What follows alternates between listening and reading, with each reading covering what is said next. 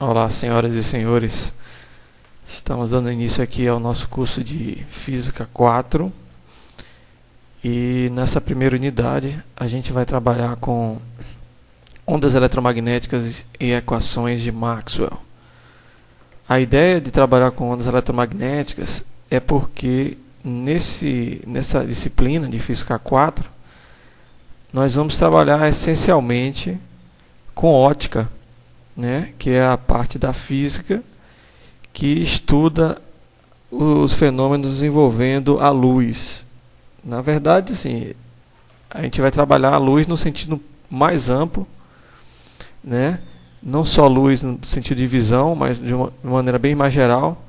E para compreender melhor o estudo da ótica, nós precisamos compreender a natureza ondulatória da luz.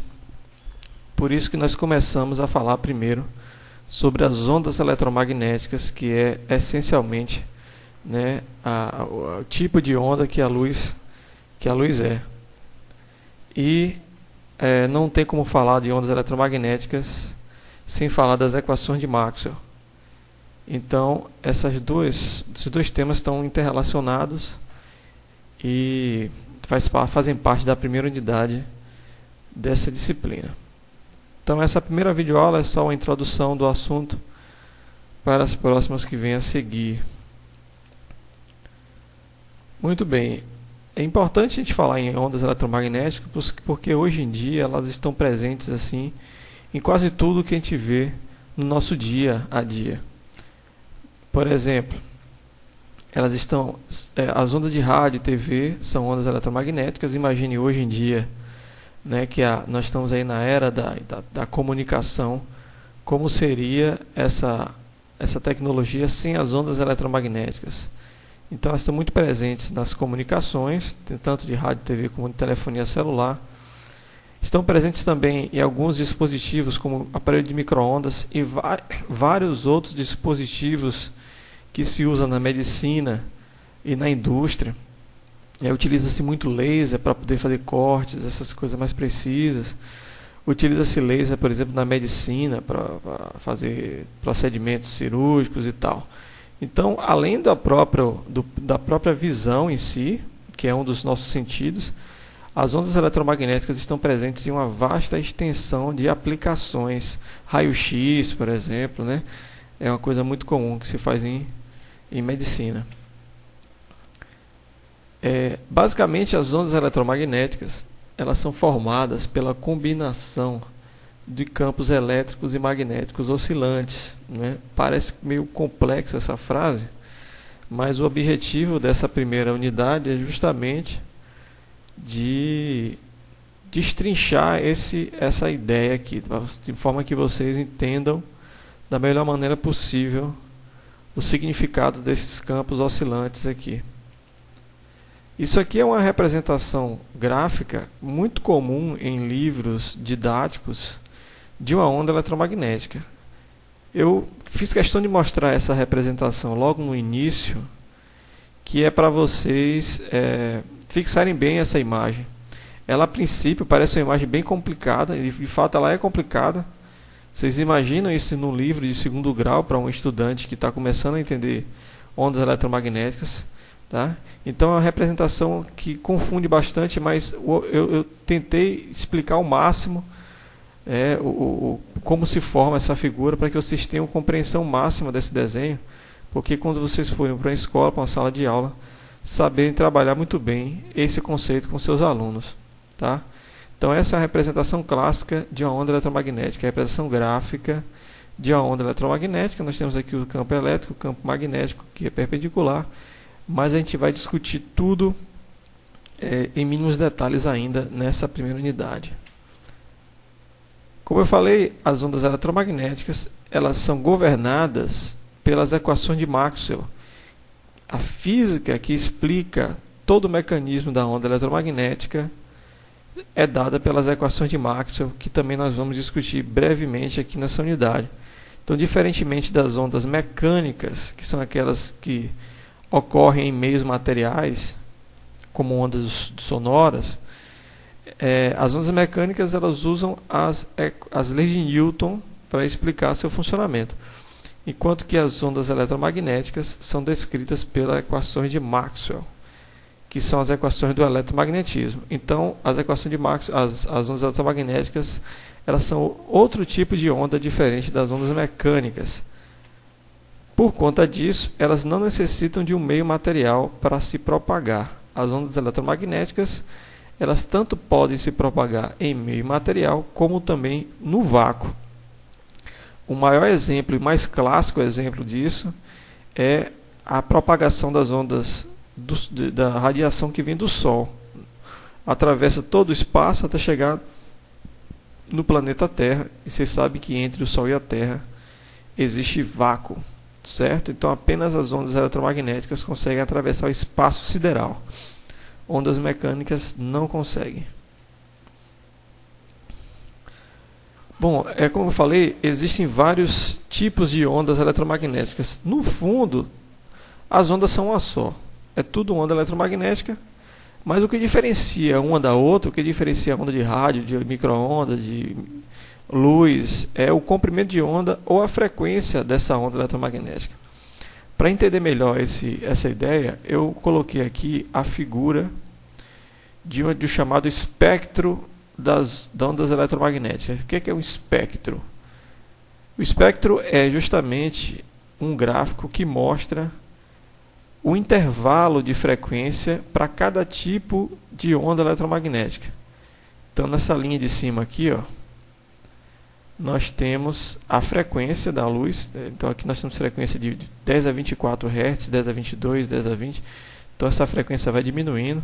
Então, essas ondas desse lado direito são de menor frequência, que é 1 Hz, 100 Hz, né? 10.000 Hz. Então essas aqui são de menor frequência. Eu também posso especificar o tipo de onda eletromagnética pelo comprimento de onda. Se você lembrar dessa equação lá de Física 2, que diz que a velocidade de propagação é igual ao comprimento de onda vezes a frequência, então frequência e comprimento de onda são coisas inversamente proporcionais. Então, para uma frequência pequena, nós temos um comprimento de onda grande. Então, as ondas de menor frequência são aquelas que têm maior comprimento de onda. São essas aqui, né? São as ondas de rádio longas. São as de maior comprimento de onda e menor frequência. Então, à medida que eu for aumentando a frequência, eu vou mudando para outra região do espectro. E observem que uma coisa importante aqui no espectro da luz é que essa faixazinha pequenininha aqui, compreendida entre mais ou menos 700 nanômetros a 400 nanômetros, você vê que em comparação todo o espectro, essa faixa é bem estreitinha e é justamente a região da luz visível. A onda eletromagnética passa a ser visível quando sua frequência ela está dentro desse intervalo. Nós vamos discutir isso com mais detalhes agora. Então, muito bem, começando pela região do espectro de menor frequência, nós temos as ondas de rádio longas. Depois nós temos as ondas de rádio AM e FM. Então, a AM tem uma frequência menor do que a FM. Se a gente lembrar, né, que as estações de rádio AM elas estão na faixa dos kHz, enquanto que a do FM está na faixa dos megahertz. As estações de FM estão em megahertz e as estações de AM estão em kHz. Lembrando que o quilo é 10 a terceira e o mega é 10 a sexta. Então o mega é uma frequência maior do que o quilo, né? E essas duas ondas, esses dois tipos de onda de rádio, elas fazem parte da região de baixa frequência do espectro da onda eletromagnética.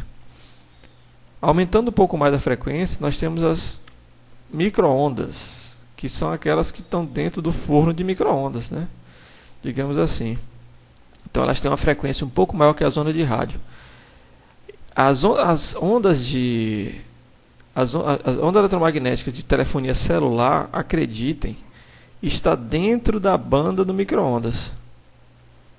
Então a radiação que sai do telefone celular tem a frequência muito próxima às frequências do forno de micro-ondas. Por isso que existe essa discussão se o telefone celular provoca câncer, porque afinal, se o micro-ondas aquece alimento, o telefone celular também deveria aquecer, né? Porque é a mesma frequência. Tanto que existem vídeos aí, ninguém sabe se é verdadeiro ou não, de telefone celular que faz pipoca estourar, né? Pipoca estourar, só com a radiação que sai da antena. Não sei se é verdade isso, mas fica aí a dica para vocês darem uma pesquisada sobre esses efeitos do telefone celular.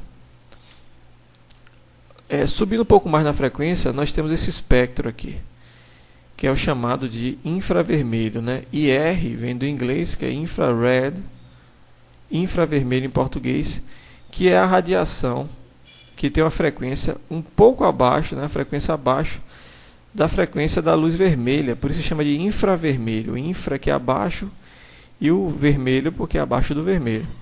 Então a radiação infravermelha é aquela luz, aquela radiação que tem uma frequência abaixo do vermelho e não é visível, tá? Não se enxerga infravermelho.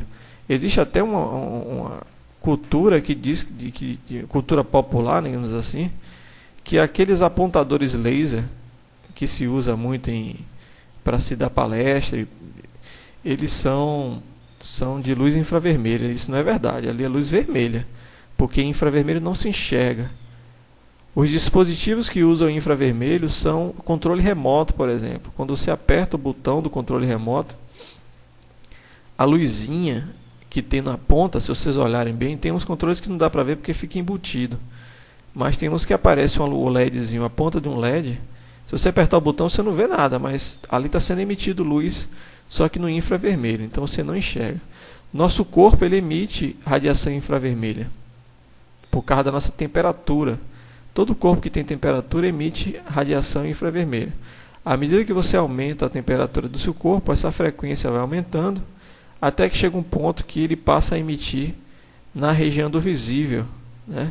Então, se você conseguir aquecer seu corpo o suficiente para ele começar a emitir na região do visível, o seu corpo vira um carvão em brasa, tá? Ele começa a emitir luz. Só que é claro que nosso corpo não consegue fazer isso porque antes disso a pele já está totalmente deteriorada com o calor. Então não dá para fazer isso com o nosso corpo. Mas um carvão, por exemplo, quando ele não está aceso, ele está emitindo luz infravermelha por causa da temperatura ambiente. À medida que eu vou aquecendo ele, ele vai emitindo uma radiação que vai se aproximando do vermelho, até que quando chega na temperatura certa, ele emite o vermelho e aí você enxerga o carvão vermelho, carvão incendiando, né? Mesma coisa é o fogo. Veja que... Deixa eu passar para a próxima. Bom, nós estamos falando de espectro visível, então vou passar para o próximo ponto, que é o espectro visível, que é a região do espectro que os olhos humanos conseguem enxergar, digamos assim, né? Visualizar. Veja uma coisa interessante. Cada frequência é uma cor de luz. Então, o que distingue entre as cores de uma radiação, de uma onda do espectro visível, a distinção entre as cores é dada pela frequência.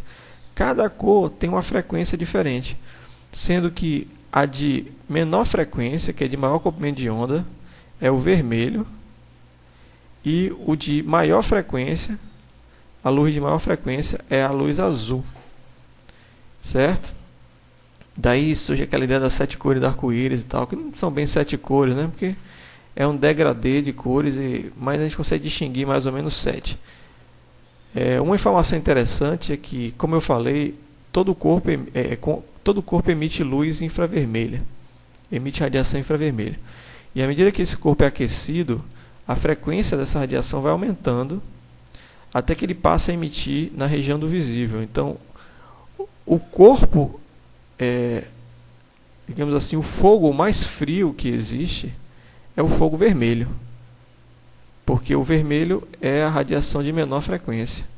À medida que esse fogo vai esquentando mais, ele vai passando do vermelho para o amarelo, depois para o verde e no final para o azul. Então, o azul é o fogo mais quente que tem maior temperatura.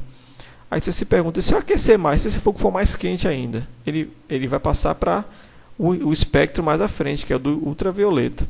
E aí a gente não enxerga novamente. só enxerga até dentro dessa faixa. Inclusive, as estrelas, dá para saber a temperatura através da cor da luz que elas emitem, né? Então, a estrela azul, ela é mais quente do que uma estrela vermelha. Parece até contraditório isso, né? Porque o azul dá a ideia de gelo, de frio, mas no espectro o azul é mais quente que o vermelho. Tá certo? Bom, continuando. Para uma frequência maior, eu tenho o espectro ultravioleta, que também não se enxerga, e ela já começa a ser uma radiação prejudicial ao ser humano. Todo mundo ouve falar na televisão para tomar cuidado com os raios UV. UV vem de ultravioleta, né? Tem vários tipos, UVA, UVB. E é preciso tomar cuidado utilizando o protetor solar. A ideia ultravioleta, como eu falei, é uma radiação com uma frequência maior do que o azul, o violeta, na verdade, que é a cor de maior comprimento, de maior frequência do espectro visível. Subindo mais aqui no espectro, para radiações de maior frequência, nós temos os raios X e raios gama, que são radiações de altíssima energia e extremamente nocivas ao ser humano, aos animais em geral, né? Raio X, todos sabem, é a radiação que se usa para fazer exame de raio X. E os raios gama já são ainda mais, têm uma energia ainda maior do que o raio X e são ainda mais nocivos